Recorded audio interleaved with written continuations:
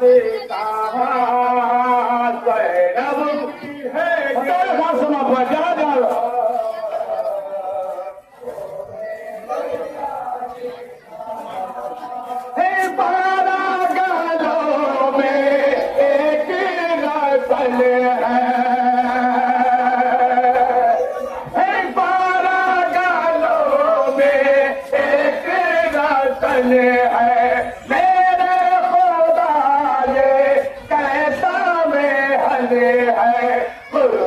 کا ہے یہ سامان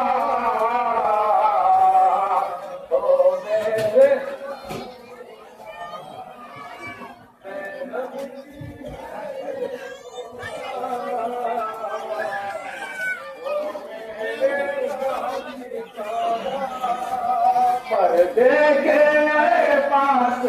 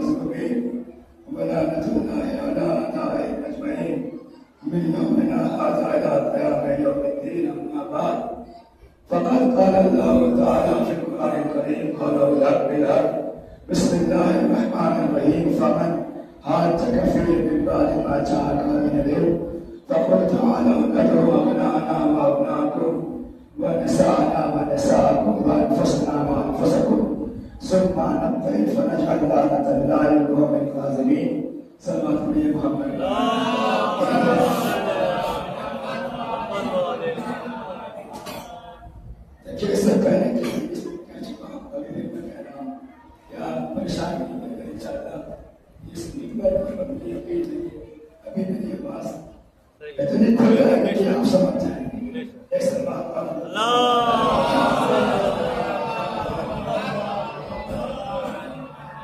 تو عزیزان محترم بات ہماری اور آپ کی یہاں تک پہنچی تھی کہ اللہ تعالیٰ نے اہل بیت کو جب کفار و مشرکین نصارہ کے لیے نہ قرآن کی آیت پیش کی گئی، نہ اسلام کے مقابلے میں اسلام پیش کیا گیا، نہ دین کے مقابلے میں دین پیش کیا گیا، بلکہ جو لوگ واجب تھے یہاں متصل کے لیے کہ اللہ نے دین کے مقابلے میں نصارہ کے اہل بیت کو بھیجا، محمد کو بھیجا، علی کو بھیجا، فاطمہ کو بھیجا، حسن کو بھیجا، حسین کو بھیجا. ان کو بھیجنے کے بعد مطلب کیا ہے کہ آپ بتانا جو چاہتے ہیں قیامت تک اگر کبھی بھی دین کے اوپر کوئی وقت آئے اسلام کو سلام پر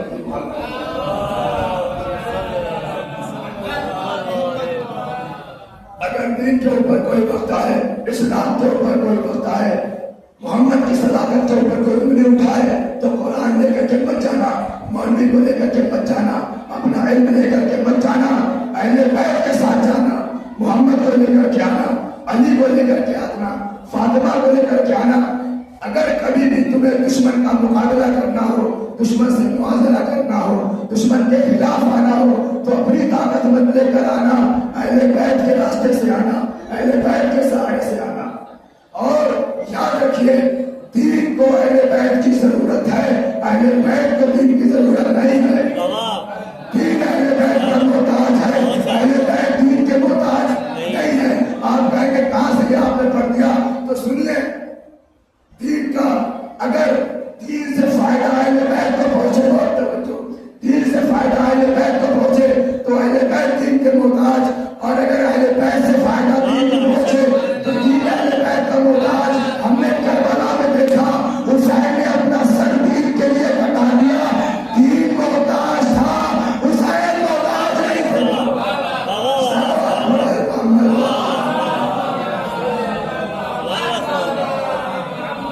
ہم نے کربلا میں دیکھا دین محتاج تھا، حسین محتاج نہیں تھے. بھائی نماز کسے کہتے ہیں؟ کہا صلاۃ عمود الدین، دین نماز کا نماز دین کا ستون ہے. الصلاۃ معراج المومن، نماز مومن کی معراج ہے. اگر نماز نہیں تو دین نہیں، اگر نماز نہیں تو کوئی احکام نہیں. ان قبلت قبلت ما سوا، ان ردت ردت ما سوا. اگر نماز قبول ہو گئی تو سارے اعمال قبول ہو گئے، اگر نماز رد ہو گئی تو سارے اعمال رد کر دیے جائیں گے. یعنی ساری شریعت کا دار و مدار نماز کے اوپر. اور توجہ، ساری شریعت کا دار و مدار نماز کے اوپر. اب نماز کے اوپر روزے کا حکم، نماز کے اوپر حج، نماز کے اوپر روزہ، نماز کے اوپر سارے احکام کے بارے میں سرکار کی حدیث ہے. ان قبلت قبلت ما سوا، ان ردت ردت ما سوا. اگر نماز قبول ہو گئی تو سارے اعمال قبول ہو گئے، اگر نماز رد ہو گئی تو سارے اعمال رد کر دیے جائیں گے. بھائی نماز کسے کہتے ہیں؟ کہا نماز میں اگر محمد و آل محمد کے اوپر درود نہ پڑا، اگر محمد کے اوپر آل محمد کے اوپر درود نہ پڑا تو نماز بیکار. یہ ہم نہیں کہتے، یہ سنیوں کے امام شافعی کا جملہ ہے. لا صلاۃ لہ، اس شخص کے لیے نماز نہیں ہے جس نے محمد و آل محمد پہ درود نہیں بھیجا. یعنی بہت توجہ، اگر نماز میں درود نہ ہو، نماز میں اللہم صلی علی محمد و آل محمد،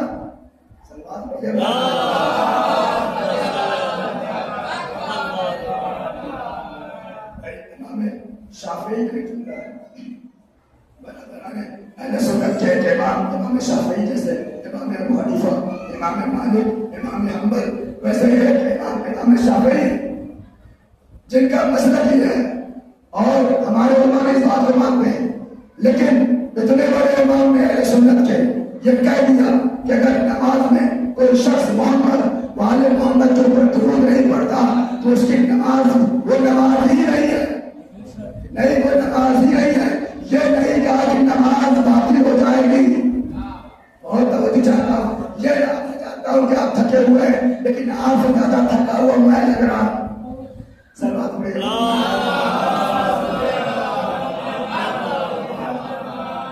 بہت شافعی نے کہا کہ لا صلاۃ لہ، جس کی نماز میں درود نہیں اس کی نماز ہی نہیں ہے. یہ نہیں کہا کہ نماز باطل ہو جائے گی، یہ نہیں کہا کہ نماز ادھوری رہ جائے گی، یہ نہیں کہا کہ نماز کا ثواب کم ہو جائے گا، یہ نہیں کہا کہ نماز بیکار ہو جائے گی. نہیں عزیزان محترم، نہیں پہنچے آپ. اگر یہ کہتے کہ نماز باطل ہو جائے گی تو کم سے کم باطل ہی صحیح نماز تو رہتی. یہ نہیں کہا کہ نماز ادھوری رہ جائے گی. ادھوری صحیح نماز تو ہے، باطل ہی صحیح نماز تو ہے. عزیزان محترم، امام شافعی نے کہا لا صلاۃ لہ، اگر کوئی تشہد میں یا نماز میں درود نہ پڑھے تو اس کی نماز ہی نہیں رہ جاتی، نماز ہی نہیں ہوتی. اس کا مطلب وہ یہ کہنا چاہتے ہیں کہ نماز مطلب یہ ہے کہ اگر محمد والے محمد پہ درود نہیں تو نماز نہیں. نماز نہیں یعنی رکوع شکل نماز، سجدہ شکل نماز، قرات شکل نماز، حمد کی تلاوت شکل نماز.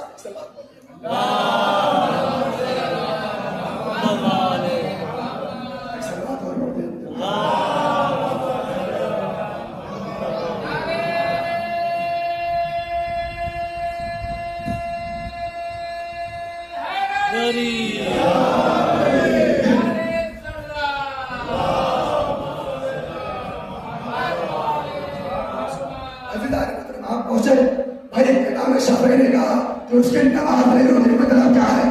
مطلب یہ بتانا چاہتے ہیں کہ ہر حال میں اگر باطل ہو گئی نماز رہتی، باطل ادھوری رہتی تو کم سے کم نماز ہے. کہا نہیں، اگر تم نے پوری نماز پڑھی اور محمد والے محمد کے اوپر درود نہیں بھیجا تو اصلاً نماز ہی نہیں ہوئی، نماز ہی نہیں ہوئی. اس کا مطلب یہ ہے کہ رکوع شکل نماز، روزہ اور رکوع شکل نماز، قرات شکل نماز، یا ہاتھوں کا کھول کے نماز پڑھنا شکل نماز، قرات کرنا شکل نماز، سجدہ شکل نماز، رکوع شکل نماز، تشہد شکل نماز، سلام شکل نماز. یہ سب کے سب شکل نماز ہے، درود اصل نماز ہے. اس کا مطلب یہ ہے اگر کوئی دو سجدوں میں سے ایک سجدہ چھوڑ دے تو سجدہ سہو پڑھ کے نماز صحیح ہو سکتی ہے.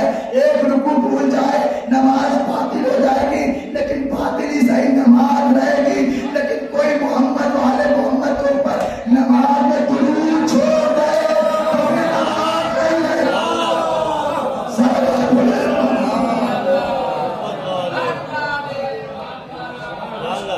اب عزیزان محترم جملہ آپ کے حوالے کرنے جا رہا ہوں. اس کا مطلب یہ ہے کہ اگر نماز، بہت توجہ، اگر نماز، اب ہمیں دیکھنا ہے کہ دین اہل بیت کا محتاج ہے کہ اہل بیت دین کے محتاج ہیں. اگر نماز میں سلوات نہ پڑھنے سے اہل بیت کا نقصان، تو اس کا مطلب یہ ہے کہ اہل بیت دین کے محتاج. اور اگر نماز میں درود نہ پڑھنے سے نماز کا نقصان، تو اس کا مطلب یہ ہے کہ دین اہل بیت کا محتاج. میں پڑھ چکا ہوں، پھر سے پڑھ دے رہا ہوں. دنیا نے دیکھا جب جب دین کے اوپر مصیبت آئی ہے اہل بیت نے اپنا سنبھال کر آیا. دین اہل بیت کا محتاج ہے، اہل بیت دین کے محتاج ہے.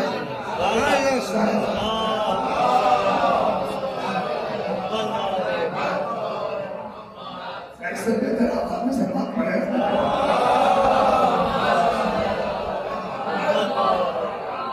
بھائی بات واضح ہو گئی. اگر نماز میں درود پڑھنے سے اہل بیت کا نقصان، کہ آپ نے درود نہیں پڑھا تو اس کا مطلب یہ کہ اہل بیت دین کے محتاج. لیکن اگر نماز میں درود نہ پڑھنے سے نماز کا نقصان ہو جائے تو اس کا مطلب یہ ہے کہ دین اہل بیت کا محتاج ہے. بات نماز کی آگے اس کو دے جائے.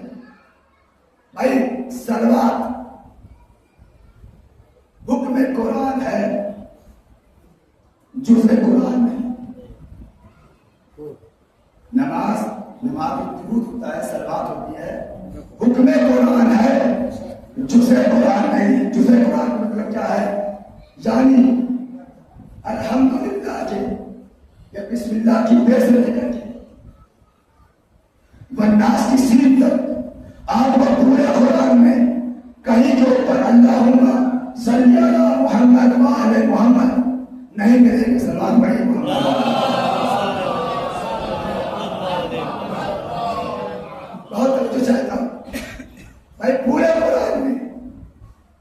محمد جو نماز کا جز ہے درود، بھائی پورے قرآن میں آپ کو کہیں پہ بھی قرآن کا جز نہیں ملے گا، کسی سورے میں آپ کو اس طریقے سے نہیں ملے گا اللہم صلی علی محمد وعلی محمد۔ یعنی اس کا مطلب کیا ہے؟ درود پڑھنا حکم قرآن ہے، جز قرآن نہیں ہے۔ حکم قرآن کہا ہے، کہا سورہ احزاب میں اللہ نے کہا بسم اللہ الرحمن الرحیم ان اللہ و ملائکتہ یصلون علی النبی، بھائی اللہ بھی صلوات پڑھتا ہے، ملائکہ بھی صلوات پڑھتے ہیں، یا ایھا الذین آمنوا صلوا علیہ وسلموا تسلیما، اے مومنین تم بھی صلوات کرو۔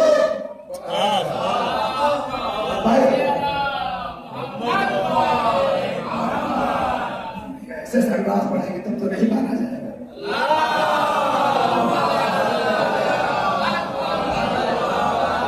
اتنی دینی صلوات آپ نے پڑھی، پوری طاقت سے میں نہیں پڑھ رہا ہوں، اتنی دینی صلوات آپ نے پڑھی، بھائی یہ کائنات کی اسلام کی ایک انفرادی ایک تنہا ایک ایسی عبادت ہے، بھائی جتنی بھی عبادت پورے شریعت اسلام میں آئی، نماز، روزہ، حج، زکات، جہاد، امر بالمعروف نہی عن المنکر، جتنی بھی عبادت آپ تصور کر لیں، کوئی ایسی عبادت نہیں ہے جس میں خدا شریک ہو۔ مومنین پڑھتے ہیں، خدا نماز نہیں پڑھتا، ہم سجدہ کرتے ہیں، اللہ سجدہ نہیں کرتا، ہم رکوع کرتے ہیں، اللہ رکوع نہیں کرتا، ہم قرآن کرتے ہیں، اللہ قرآن نہیں کرتا۔ پوری کائنات میں صرف ایک ہی عمل ایسا ہے جس میں اللہ بھی شریک ہے، بندہ بھی شریک ہے۔ کیا کہا؟ ان اللہ و ملائکتہ یصلون علی النبی یا ایھا الذین آمنوا، اگر جیسے اللہ صلوات پڑھتا ہے اس کے فرشتے صلوات پڑھتے ہیں، ویسے اے مومنو تم بھی صلوات کرو۔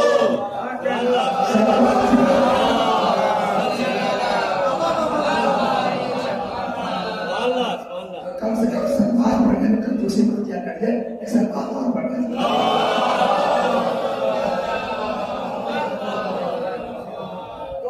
مطلب صلوات کیا ہے؟ کہا صلوات یعنی درود جو نماز میں پڑھا جاتا ہے، درود ہے جز قرآن نہیں ہے، حکم قرآن ہے۔ قرآن کے اندر حکم آیا ہے صلوات پڑھنے کا، قرآن کے اندر حکم آیا ہے درود پڑھنے کا، لیکن پورے قرآن میں آپ کو کہیں بھی صلوات لکھی ہوئی نہیں پڑے گی۔ اسی طریقے سے اشہد ان علی ولی اللہ حکم قرآن ہے، جز قرآن نہیں ہے۔ اب کوئی ہم سے نہ پوچھے کہ آپ قرآن میں علی ولی اللہ دکھائیے، اما تم قرآن میں صلوات دکھا دو، ہم علی ولی اللہ دکھائیں۔ صلوات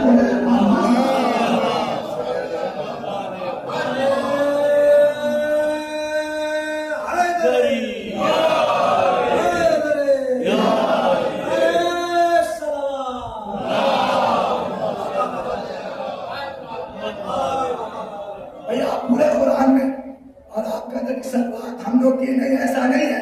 یہ امام شافعی کا میں نے قول کیا ہے، اور تمام برادران اہل سنت سے آپ جا کے پوچھ لیجئے گا کہ اگر وہ بھی اپنی نماز میں محمد وعلی محمد کے اوپر درود نہ بھیجے، اور یاد رکھیے اللہم صلی علی محمد وعلی محمد پر ہی رکنا ہے، اس میں کچھ اور ایڈ نہیں کر سکتے، اس میں کچھ بڑھا نہیں سکتے۔ بھائی چاہے آہستہ سے پڑھے چاہے بلند آواز سے پڑھے، یہ یاد رکھیے چاہے مسلمان کا کوئی بھی فرقہ ہو، اگر نماز میں محمد وعلی محمد کا ذکر نہیں کرتا تو اس کی نماز باطل ہے۔ نہیں، نماز باطل نہیں ہے، نماز ہی نہیں ہے۔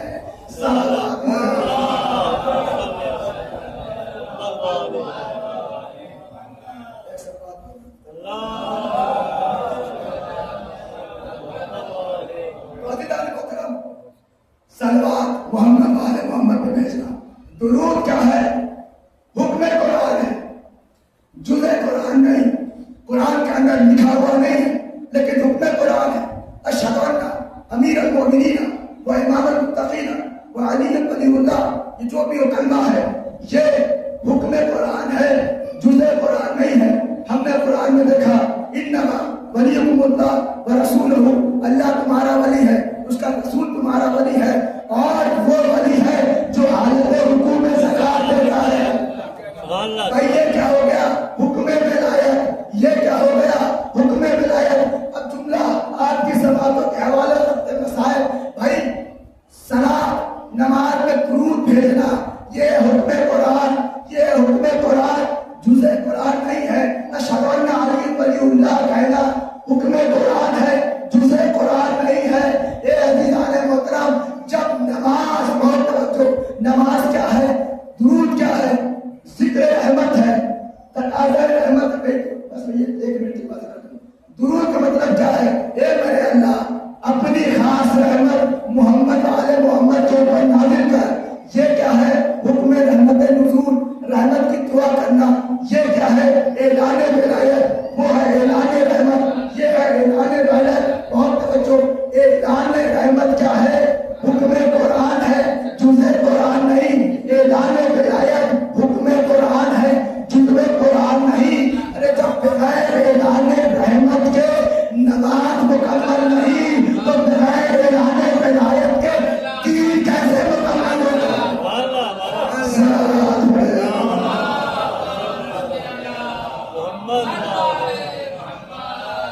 آپ دیکھیں گے حکم قرآن ہے.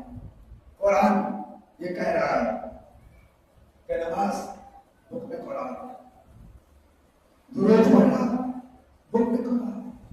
اور درود جو ہے اصل نماز. اگر کوئی نماز میں درود نہ پڑھے تو اس کی نماز باطل. اور آپ دیکھیں یہ بھی ایک معجزہ ہے کہ دنیا پہچانے اہل بیت کو اور سارے عالم اسلام میں، اہل بیت میں اور تمام لوگوں میں یہ نمایاں فرق ہے. اور کسی اور کا نام اگر آپ نماز میں لے لیں، بہت توجہ، کسی اور کا نام، کسی صحابی کا، کسی ام المؤمنین کا، کسی کا بھی، چاہے حضرت عائشہ کا، چاہے حفصہ کا، چاہے خدیجہ کا، چاہے کسی کا بھی نام اگر آپ نماز میں لے لیں تو نماز باطل. چاہے جتنی بڑی ام المؤمنین ہو، چاہے جتنا بڑا خلیفہ ہو، چاہے جتنا بڑا ادارےدار ہو، نہیں پہنچے گا. چاہے جتنا بڑا خلیفہ ہو، چاہے جتنا قریبی صحابی ہو. بھائی صحابی کی اوقات اور کل حیثیت یہ ہے کہ اس کا ذکر نماز سے پہلے کرنا یا نماز کے بعد کرنا. ایسے کام کرنا ایسا نماز پڑھے.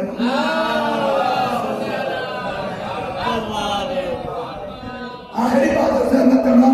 بھائی پورے قرآن میں، پورے شریعت میں تمام مسلمانوں کا یہ متفق علیہ فیصلہ ہے کہ کسی بھی صحابی کا، کسی بھی اہل بیت کے اور کسی بھی ازواج مومنین، ازواج نبی کا کسی کا بھی تذکرہ اگر آپ نماز میں غلطی سے کر لے تو آپ کو سجدہ سہو واجب ہو جائے گا. دوسرے مسئلہ کا نہیں پتا. بھائی کم سے کم اتنا ہے کہ جان بوجھ کر کے آپ اپنی نماز میں کسی صحابی کا نام نہیں لے سکتے، کسی مومنین کی ماں کا نام نہیں لے سکتے.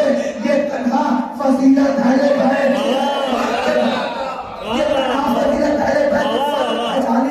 اگر کسی صحابہ کا نام نماز میں لے لیا جائے تو نماز خراب ہو جائے اور ان کا نام نہ لیا جائے.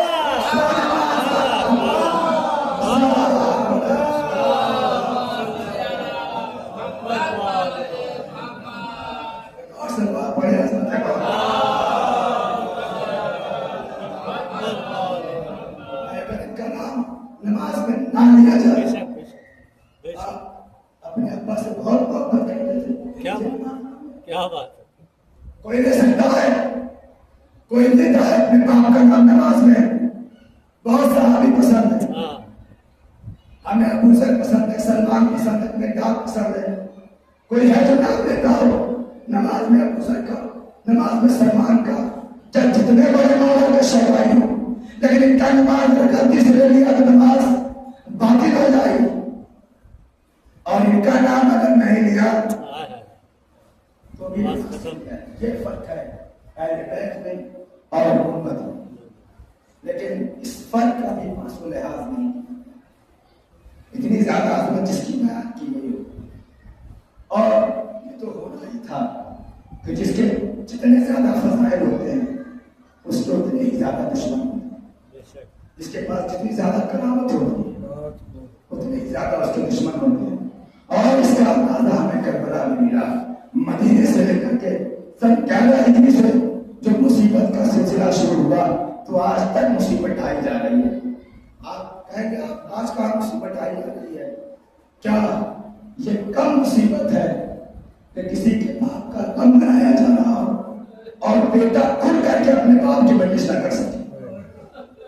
بھائی ہم آپ کھل کر کے مجلس کر رہے ہیں، ہم آپ نوکر ہیں، اس اذا کے وارث نہیں ہے، اس اذا کے ہم وارث نہیں ہیں، اس اذا کا جو وارث ہے نہ جانے کس دنیا میں ہے، نہ جانے کہاں ہے۔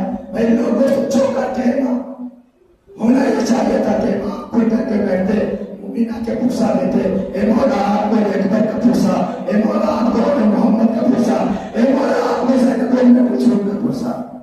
لیکن قیامت ہو گئی، صاحب عزا کو عزا کرنے کا موقع نہیں۔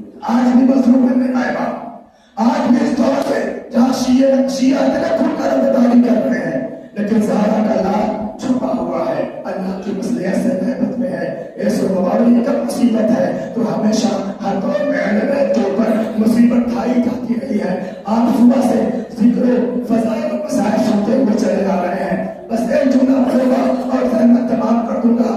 یاد رکھیے گا کربلا کے میدان میں حسین کے لیے سب سے بڑی مصیبتوں میں سے ایک مصیبت علی اکبر کا مرنا تھا۔ اس جملے سے آپ مصیبت کا اندازہ لگا لیجیے۔ بھائی میں مولا سے بس اتنا کہنا چاہتا ہوں، جب امام حسین کے کانوں میں علی اکبر کے گرنے کی آواز آئی، روایت بتاتی ہے حسین مقتل کربلا میں گر پڑے، آواز دینے لگے علی اکبر میری آنکھوں سے کچھ دکھائی نہیں دیتا، علی اکبر میری آنکھوں سے کچھ دکھائی نہیں دیتا، میرے لال آواز کو تاکہ میں تم تک پہنچاؤں۔ پر جس جملے کے لیے آپ کو میں اتنی زحمت دے رہا ہوں، حسین لاش علی اکبر پہ کیسے پہنچے یہ صحیح باپ ہی سمجھ سکتا ہے۔ خدا کسی باپ کو یہ دن نہ دکھائے کہ وہ اپنے جوان کی میت پہ جائے، حسین میت علی اکبر پہ پہنچے، لہذا کھینچا، علی اکبر شہید ہو گئے۔ بس ایک جملہ حسین نے کہا، یا بنیا علی دنیا پاک اللہ، اے میرے لال اکبر تیرے مرنے کے بعد یہ دنیا خواب ہو گئی، میں ہاتھوں کو جوڑوں گا مولا، سید سجاد باقی ہے، محمد باقر باقی ہے، ابھی ائمہ کا آنا ہے۔ یہ کون تھے علی اکبر جن کے مرنے کے بعد آپ یہ کہہ رہے ہیں یہ دنیا مجھ میں خواب ہو گئی؟ ایک مرتبہ حسین نے علی اکبر کے منہ پہ بول دیا، اے میرے لال اکبر تیرے جانے سے حسین کی آنکھوں کی بینائی چلی گئی۔ حسین چاہتے تھے اکبر کا لاشا اٹھا لے، کچھ دور آگے بڑھے، منہ کے بل زمین پہ گر گئے۔ ارے جوان بیٹے کا لاشا نہ اٹھا سکے، خیال کا رکیا، اے بنی ناشد جوان ضعیف باپ ہے، جوان کا لاشا ہے نہیں اٹھتا۔ علامت اللہ انا للہ و انا الیہ راجعون۔ ماتم ہے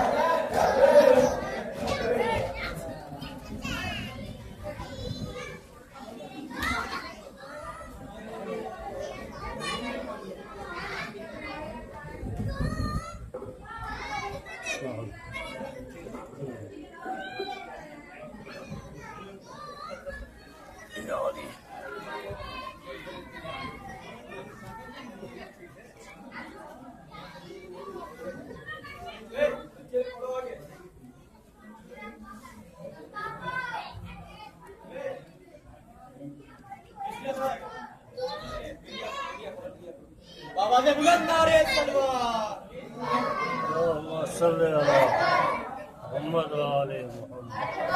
اللهم صل على محمد وعلى محمد. ہاں ہاں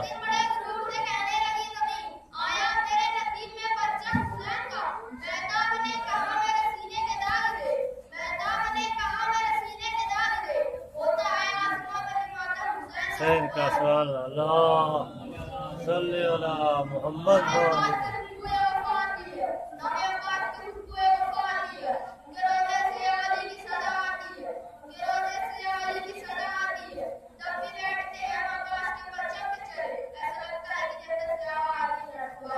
اللهم صل على محمد وعلى محمد. اللهم صل على محمد.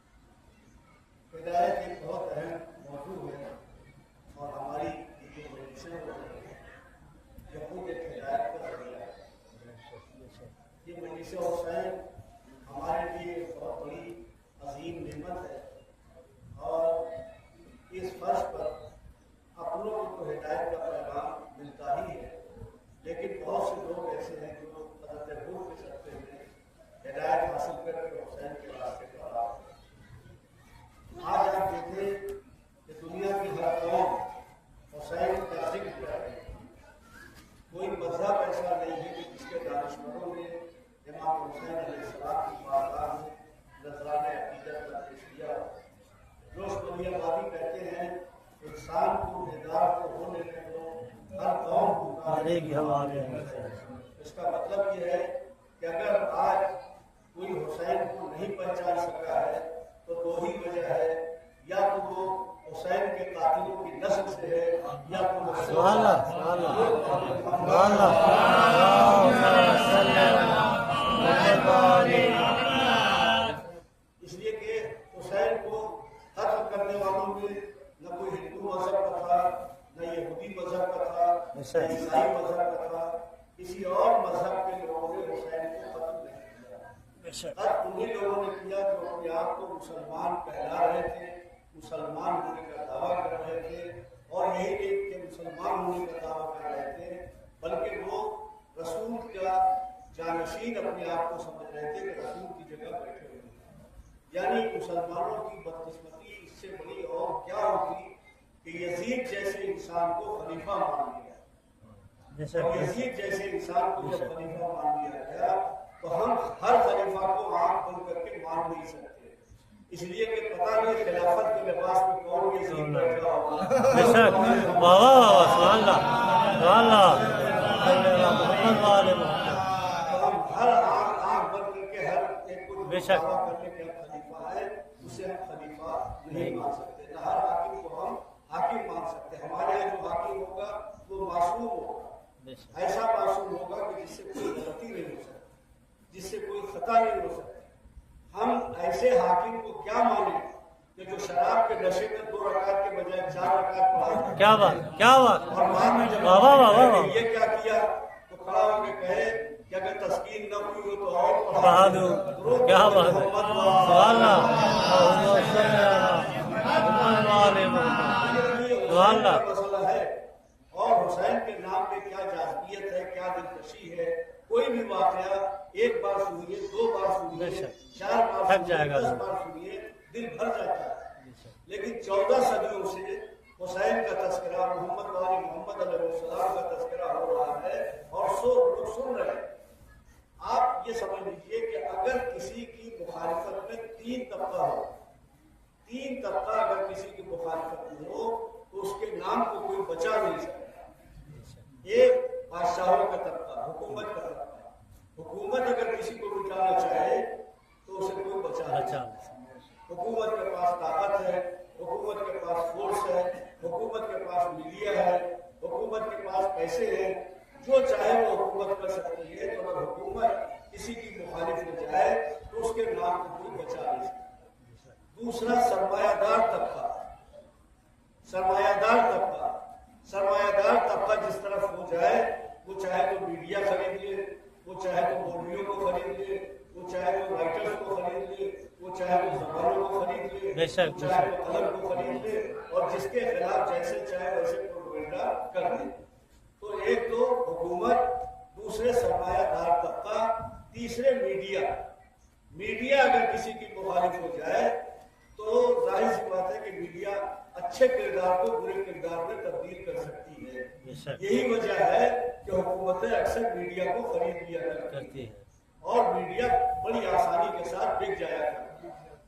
حسین وہ ہیں جن کی دشمنی بادشاہوں نے بھی کی، جن کی دشمنی سرمایہ داروں نے بھی کی، جن کی دشمنی میڈیا نے بھی کی، مگر الحمدللہ نہ ان بادشاہوں کا پتہ ہے جو مخالف تھے، نہ کا پتہ ہے جو حسین کے مخالف تھے، نہ اس میڈیا کا پتہ ہے جو حسین کی مخالف تھی۔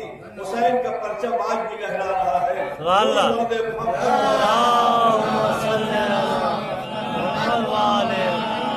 لیکن یہ پرچم جو مولا عباس کے نام سے منسوب ہے یہ بڑی اہمیت رکھتا ہے۔ آپ ہر جلوس میں پرچم لے کے چلتے ہیں، ہو سکتا ہے کہ کوئی جلوس آپ نکالے ذوالجلال نہ ہو سکتا ہے کوئی جلوس آپ نکالے تازیہ نہ ہو، یہ بھی ممکن ہے کہ کوئی جلوس آپ نکالے لیبر کا تابوت نہ ہو، یہ بھی ہو سکتا ہے کوئی جلوس آپ نکالے اور جھولا نہ ہو، لیکن یہ نہیں ہو سکتا کہ کوئی جلوس نکلے اور عباس کا علم نہ ہو۔ یہ ہو ہی نہیں سکتا کہ جلوس ہو اور عباس کا علم نہ ہو۔ تو یہ جلوس ہے کیا؟ میں 2 منٹ میں اپنے بچوں کو سمجھا دوں یہ جلوس ہے کیا۔ الیکشن جب ہوتا ہے تو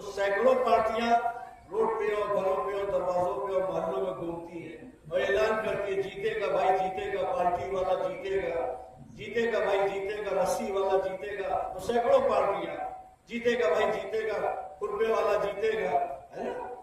लेकिन जब इलेक्शन हो जाता है तो सारी पार्टियां घर में, और जो पार्टी जीती होती है किसका निकला, अरे जितने थे सब हार गए, जीत गए, जीती हुई पार्टी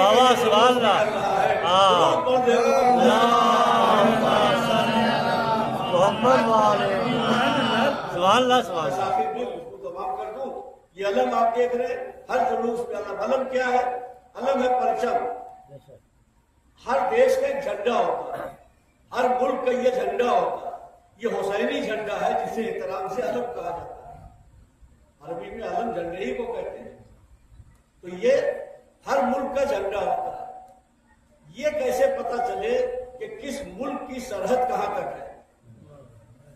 तो जिस मुल्क का झंडा जिस सरहद तक दिखाई दे, समझ लीजिए इस मुल्क क्या बात है। यहाँ तक है। वाह वाह वाह। अब अगर ये पता लगाना है तो हुसैन की पास का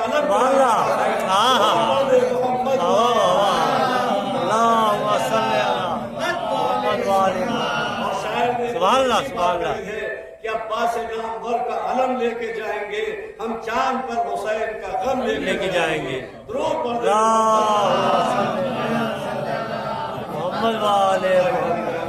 यकीनन आप मुसलसल हुसैन मजलूम की अज़ादारी की इबादत फरमा रहे हैं। परवरदिगार आलम से कबूल फरमाए। आज हुसैन के कड़िया जवान लाल का मातम है, और कोई अल्लाह किसी माँ बाप को जवान बेटे का गम न दिखाए।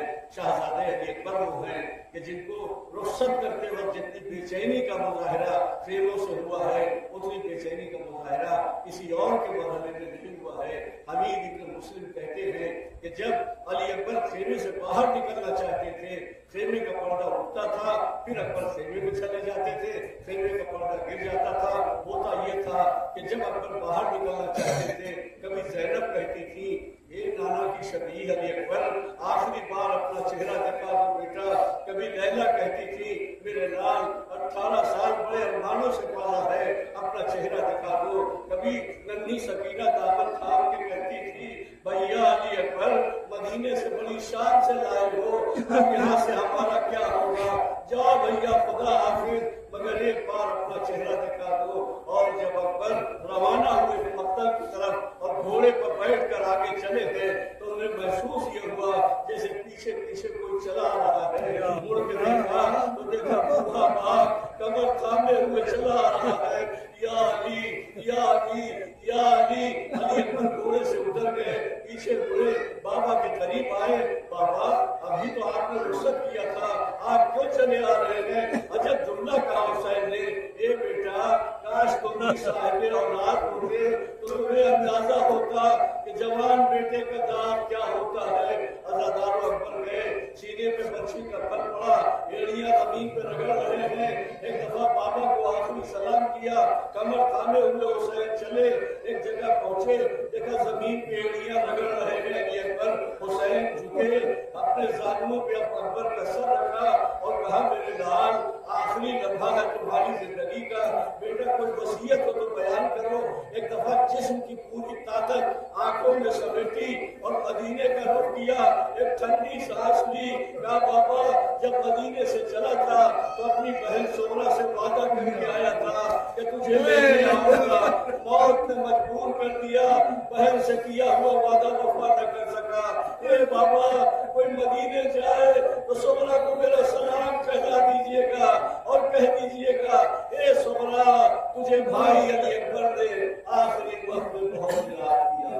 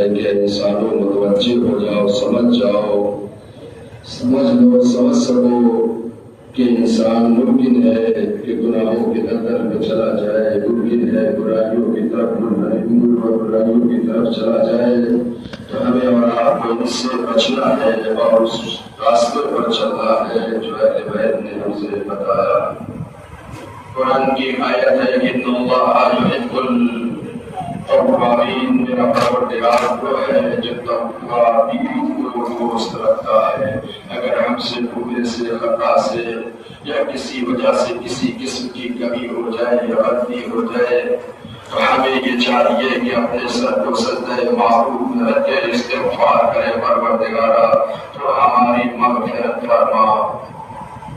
اب ایک سوال جو ہمارے اور آپ کے ذہن میں آئے گا وہ یہ ہے کہ اللہ نے ارشاد فرمایا، معصومین نے کہا واستغفرہ، جب تمہیں کہیں غلطی کا امکان ہو تو تم استغفار کرو۔ اور اس کے بعد دعائے کمیل میں مولا کائنات نے کئی جگہ پر ارشاد فرمایا ہے کہ اللہم اغفر لی الذنوب التي تحت الاسم، اللہم اغفر لی الذنوب التي تغیر النعم۔ یہ کیا ہے؟ یہ کون فرما رہا ہے؟ مولا کائنات علی ابن ابی طالب فرما رہے ہیں۔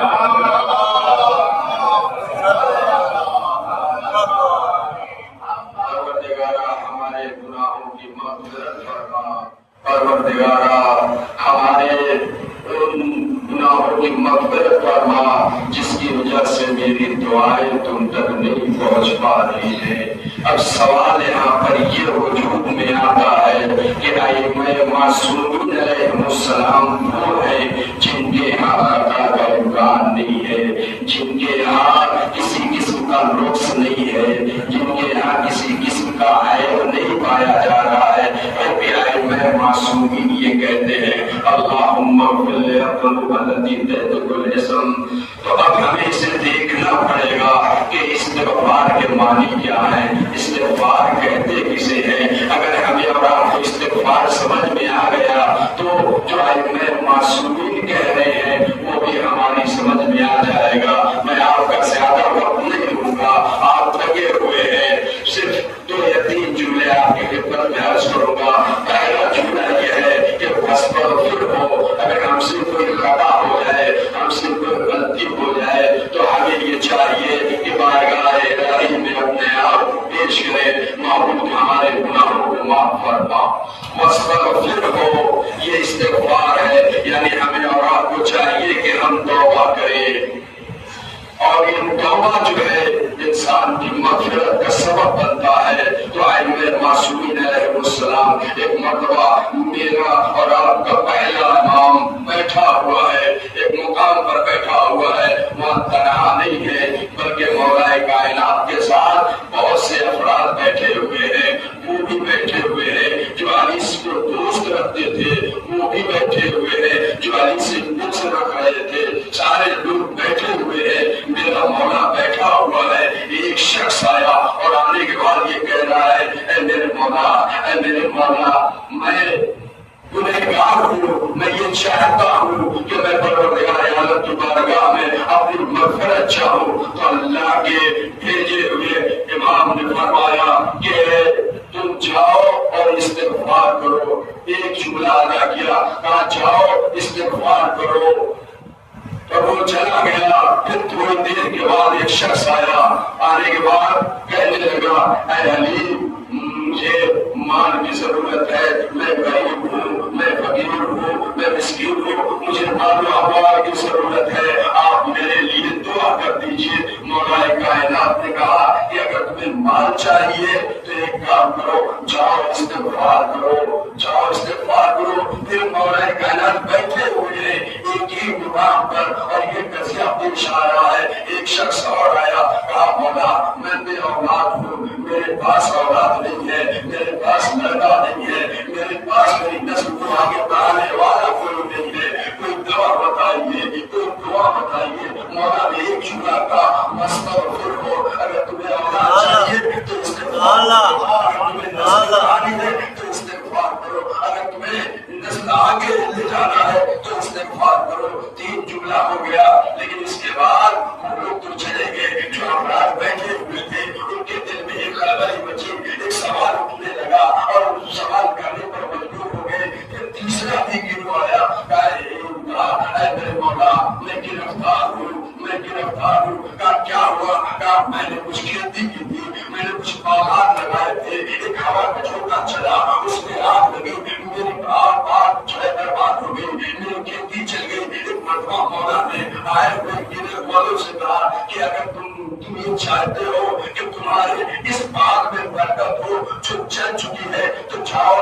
استغفار کرو. یعنی یہاں یہ بھی معلوم ہوا کہ اگر انسان کی بال چل جائے یا ہری بھری کوئی چیز ختم ہونے لگے تو چاہیے کہ استغفار کرے. ایک گروہ اور آیا, ابھی مولا بیٹھے ہوئے ہیں, پانچواں گروہ آیا, وہ کہنے لگا اے میرے مولا, اے میرے آقا, اے میرے سرور, اے میرے آقا, میں نے ایک نہر جاری کی تھی, ایک نہر بنائی تھی تاکہ میرے قریب میں آ سکے, میرے خطے میں آ سکے. وہ نہر وہ میرے قریب میں آئی, میں کچھ دن اس سے پانی پی رہا تھا, لیکن نہ جانے کیا ہوا کہ وہ نہر سوکھ گئی, وہ نہر میں پانی ختم ہو گیا. مولا نے اس گروہ سے بھی یہی جملہ کہا کہ جاؤ استغفار کرو, جاؤ استغفار کرو. وہ جو حضرات بیٹھے ہوئے تھے اب ان سے رہا نہ گیا, انہوں نے سوال پوچھ لیا, مولا اگر مال کی ضرورت پڑی تو آپ نے کہا استغفار کرو, اگر اولاد کی ضرورت پڑی تو آپ نے کہا استغفار کرو, اگر باغات کی ضرورت پڑی تو آپ نے کہا استغفار کرو, اگر پانی کی ضرورت پڑی تو آپ نے کہا استغفار کرو. ایک ہی وقت میں ایک ہی نسخہ آپ بیان کر رہے ہیں. اگر آپ کو اولاد چاہیے تو استغفار کرو, اگر آپ کو مال چاہیے تو استغفار کرو, اگر ہماری دعائیں قبول نہیں ہو رہی ہے تو استغفار کرو. مولا ایسا کیوں کہہ رہے ہیں؟ ایک ہی وقت میں آپ ہر ایک کو ایک ہی دعا بتا رہے ہیں, ایک ہی نسخہ بیان کر رہے ہیں. ایک مرتبہ میرے مولا نے کہا, میرے مولا نے کہا کیا تم نے قرآن کی آیت کو نہیں پڑھا؟ کون سی آیت؟ پروردگار وہ ہے جو تمہاری مدد کرے گا, مال سے مدد کرے گا, وہ کنینا سے مدد کرے گا, جنات سے مدد کرے گا. وہ ہے جو تمہاری مالو اموالو بنین سے مدد کرے گا. یعنی معلوم یہ ہوا, اب وہ حضرات جو بیٹھے ہوئے تھے انہوں نے کہا ایک جملہ کا, مولا ایسا لگ رہا ہے, ایسا لگ رہا ہے اس آیت کو میں نے پہلی بار سنا ہے. میں ایک جملہ کہوں, تم نے پہلی بار سنا ہے, وہی سنتے ہیں, وہی یاد رکھتے ہیں جو رسول کے ہمیشہ ساتھ ساتھ چلتے ہیں. یاد رکھا. ایک صلوات پڑھے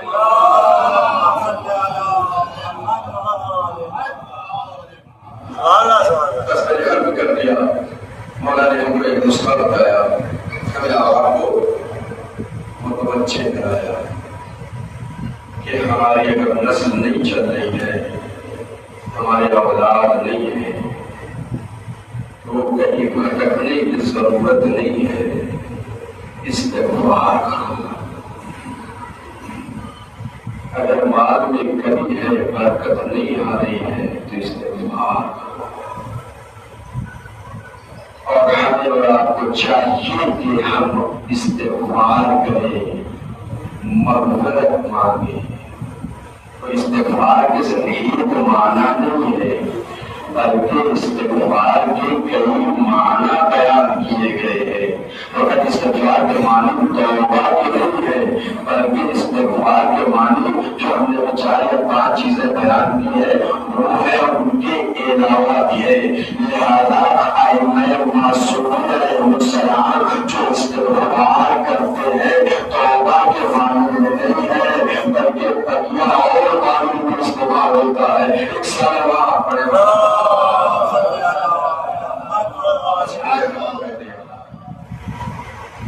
استغفار کرو. اگر ہماری دعائیں قبول نہیں ہوتی تو استغفار کرو. اللہ 6 محرم ختم ہونے والی ہے. کاروانی کربلا, ہر مائیں اپنی بچوں کو آمادہ کر رہی ہے. جو روز عاشور آئے گا اپنے بچوں کو حسین پر قربان کرنا ہے. بس ہزاروں 3 جملے مسائل میں پڑھوں گا, اس سے زیادہ زحمت نہیں دوں گا. مختلف کربلا نے لکھا کہ علی اکبر حسین کے پاس آئے, کہا بابا مجھے مرنے کی اجازت دے دیجیے. تو حسین نے علی اکبر کے چہرے کو دیکھا, سر سے لے کر پیر کو دیکھا, ایک جملہ کا علی اکبر کیا اسی دن کے لیے یہ میں نے پالا تھا. ہزاروں چاہو اپنی اماں سے اجازت لے لو. جناب علی اکبر گئے واپس آئے. علی اکبر جانے لگے. کچھ دور چلے تھے. ضرور آپ سے سر نہ ہو سکا. ایک مرتبہ آپ شکل پیغمبر کی طرف دوڑتے ہوئے چلے. بیٹا علی اکبر آپ جو علی اکبر مل کر دیکھا تو کیا دیکھا؟ میرا صحیح باپ سید کربلا پر گرا ہوا ہے. علی اکبر حسین بابا کو گلے سے لگایا. بابا آپ نے تو رخصت کر دیا تھا. بابا آپ نے تو الوداع کر دیا تھا. پھر آپ پیچھے کیوں آئے ہیں؟ ایک مرتبہ حسین نے کہا بیٹا علی اکبر اگر تم صاحب اولاد ہوتے تو تم درد کرتے. بس اتنا ہی چھوڑا. حسین نے کہا. علی اکبر میدان میں چلے گئے. دوبارہ واپس آئے. کہا بابا مجھے پیاس کی شدت مارے ڈال رہی ہے. بابا میں بہت پیاسا ہوں. حسین نے انگوٹھی اٹھائی. جناب علی اکبر کے تمام مل کے اس کے بعد دوسرا جو عمل انجام دیا ہے یہ دوسرا عمل جو حسین نے انجام دیا ہے وہ یہ ہے کہ بیٹا علی اکبر پیار زیادہ لگی ہوئی ہے. ایک مرتبہ اپنی زبان کو نکالو. علی اکبر نے زبان کو نکالا. زبان کا نکلنا تھا کہ حسین نے اپنے دہان کو کھولا, اپنے منہ کو کھولا. علی اکبر اپنی زبان کو میری زبان پر رکھ دو. میں قیامت گزر گئی. علی اکبر نے نکالا. ایک مرتبہ حسین کے منہ میں, حسین کی زبان پر علی اکبر نے زبان رکھا. زبان رکھ نہیں پائے تھے کہ علی اکبر نے فوراً زبان کھینچ لیا. ایک مرتبہ اکبر نے کہا بابا آپ کی زبان تو ہم سے زیادہ خوش ہے, ہم سے زیادہ پیار سے ہے. بس آپ نے چنا. علی اکبر میدان راجہ میں گئے. لیلوں پر حملہ کیا. وہ وقت بھی آیا کہ علی اکبر شہید کر دیے گئے. حسین نے علی اکبر کو لے کر خیمے میں آئے اور آنے کے بعد خیمے میں رکھ دیا. آپ نے جو عمر ختم کر دیا خیمے میں علی اکبر کو رکھ دیا. ایک مرتبہ زینب کی نگاہوں میں ایک عجب منظر دیکھا. کیا دیکھا کہ سب لوگ موجود ہیں لیکن ان میں لیلا نظر نہیں آ رہی ہے. مادر علی اکبر دکھائی نہیں دے رہی ہے. ایک مرتبہ جناب زینب نکلی. اس خیمے میں گئی جہاں ان میں لیلا رہا کرتی تھی. جیسے خیمے میں وہ آئی ہوئی ہے. کیا دیکھتی ہے بھابھی نکلنا چاہ رہی ہے لیکن نکل نہیں پا رہی ہے. در خیمہ کا در دکھائی نہیں دے رہا ہے. ایک مرتبہ زینب نے پوچھا بھابھی ام لیلا کیا ہوا, کیوں نہیں نکل پا رہی ہو؟ کیا جب سے میں نے علی اکبر کے مرنے کی خبر سنی ہے, جب سے میں نے علی اکبر کے مرنے کی خبر سنی ہے میری آنکھوں کے سامنے تھوڑا سا نظر آ رہا ہے, مجھے دکھائی نہیں دے رہا ہے.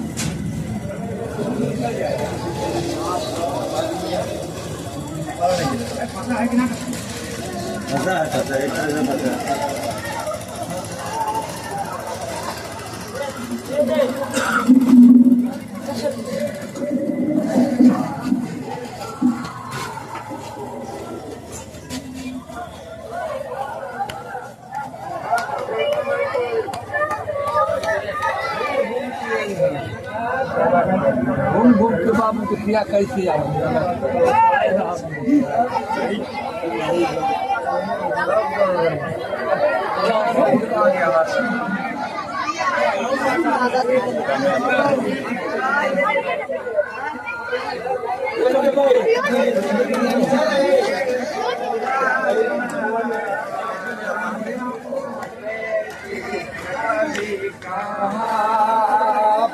लेके आए पास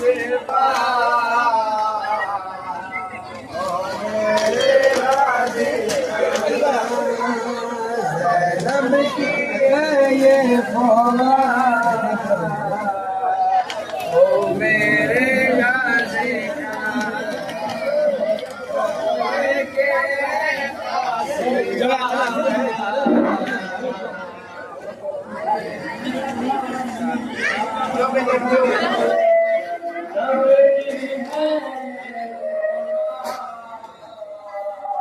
लेने के लिए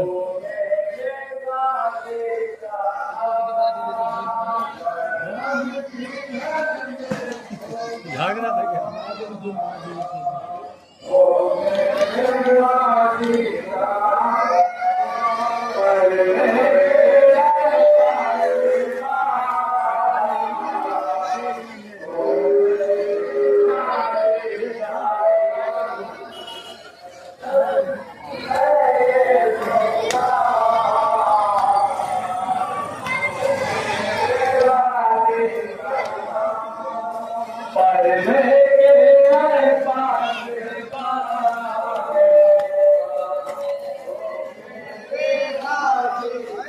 नहीं देखा हिस्सा हमारा ले लिया हमारा हिस्सा ले लिया